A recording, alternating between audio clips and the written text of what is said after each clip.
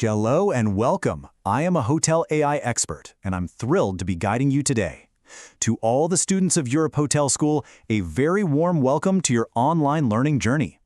In the world of hospitality, your first line of defense isn't some fancy piece of technology. It's you, especially when things go wrong. Today, we're going to dive into how you, as a modern hotel receptionist, can become that calm, confident center of any storm. All right, here's our game plan. We'll start by really nailing down what a crisis means in our world. Then we'll put you right where you belong, at the calm center of it all, the reception desk. From there, we'll open up the playbook, work on mastering communication, and finally, we'll look at the incredible professional impact you're going to have. So, first things first, what is a crisis? It's not just a backed-up elevator or a guest who's had a bad day. No, it's that moment when your entire day gets flipped on its head, when that comfortable routine just shatters and the pressure cranks way, way up. This really says it all, doesn't it? Pressure replaces routine. Uncertainty replaces control. Think about that. 1 minute, you are smoothly checking guests in. The next, you are the single most important person in a rapidly developing situation. Your ability to just think clearly becomes your absolute superpower. And this is what separates a simple problem from a true crisis. It's when you have this perfect storm where the safety of people, the stability of the entire hotel's operation, and the hard-earned reputation of the business are all on the line at the exact same time. This is what we're preparing you for. And the tricky part? These threats can pop up from anywhere. As you can see, they're pretty evenly split. You've got internal issues like operational failures. You've got external factors, maybe a power outage in the city. And of course, you have guest-related incidents. This just means you have to be ready for absolutely anything at any time. Okay, so we know what a crisis is. Now let's talk about where it's managed from. Because during an emergency, the stability of the entire hotel, it really pivots on one single location, your desk. I want you to think of yourself as the hotel's nerve center. All the information comes to you first. The first critical actions, they're initiated by you. In a crisis, you literally are the operational heartbeat, and your main job is to keep it beating steady and strong. And make no mistake, your response sets the tone for everyone.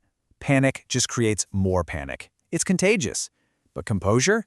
Composure inspires confidence. It sends a powerful signal to every single guest and staff member that things are being handled. In those first few crucial moments, you're not just a receptionist. You're the first responder. You're the one spotting the early signs, gathering the facts, and kicking the hotel's response into gear. Often, this is all happening before management even knows there's a problem. Now, this might sound like a lot of pressure, but here's the good news. You are not expected to make this all up as you go. You're being trained to follow a plan. This next section is all about that playbook. It's the structured framework that helps you turn chaos into control. And here's your guide. It's simple. Prepare, respond, recover. Preparation is everything you do before an incident. Your training, knowing the protocols. Response is what you do during the event. And recovery is how the hotel gets back on its feet and, crucially, learns from what happened. This is what separates a professional response from a panicked one. It's also so important to understand the emotional journey your guests are on. It almost always starts with confusion. From there, it can quickly escalate to fear or frustration. And then finally, after the immediate threat is over, comes the evaluation, where they judge how you and the hotel handled everything.